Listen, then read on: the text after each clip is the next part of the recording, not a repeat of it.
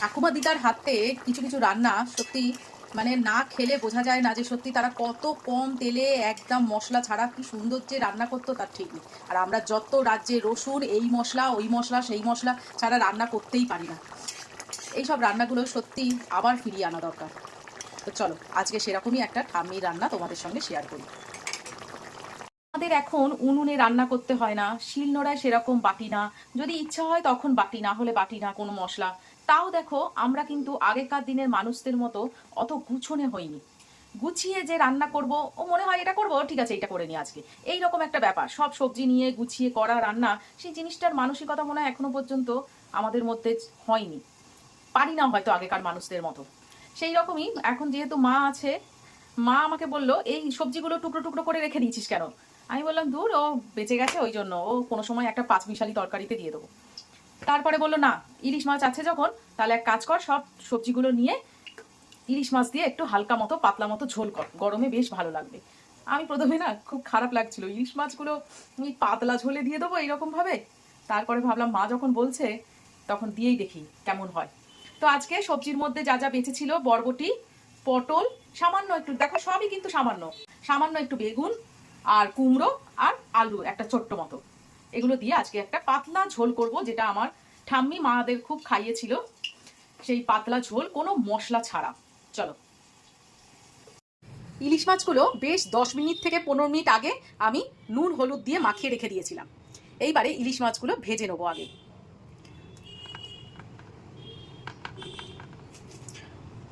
সর্ষের তেল গরম করতে দিয়ে দিচ্ছি, আর এইখানে আমি ইলিশ মাছগুলো আজকে হালকা করে প্রথমে ভাজবো। অনেকে কাঁচা অবস্থায় করে, কিন্তু আমি একটু ভেজে নিই, কারণ তার টেস্টটাই আলাদা হয়।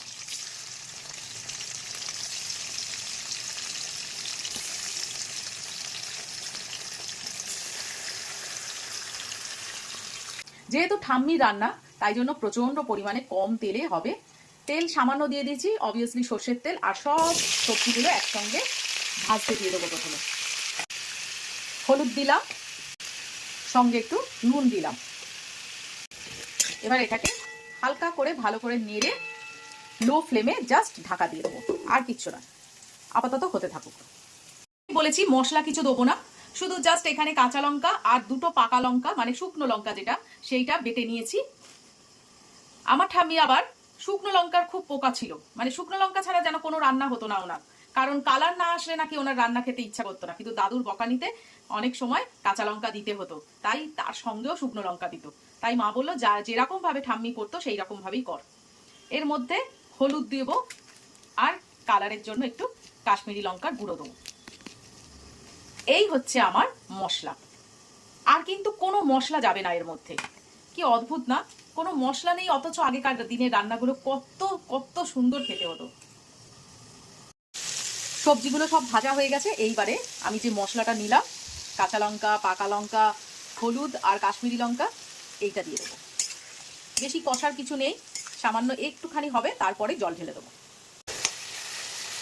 মশলা থেকে তেল ছেড়ে দিয়েছে এবং সবজির চারিদিক থেকে পুরো তেল বেরিয়ে গেছে। এইবারে আমি ওই মশলার বাটি ধোয়া জলটা দিয়ে দেবো। যে যেরকম ঝোল খেতে চায় সেই রকম খাবে। আমার লোকও কম বাড়িতে, সবজিও কম, ওই জন্য ঝোলও কম। ঝোল আমার ফুটে গেছে, এর মধ্যে আমি এই ইলিশ মাছ 4 পিস ঢেলে দেবো, তেল সমেত একেবারে।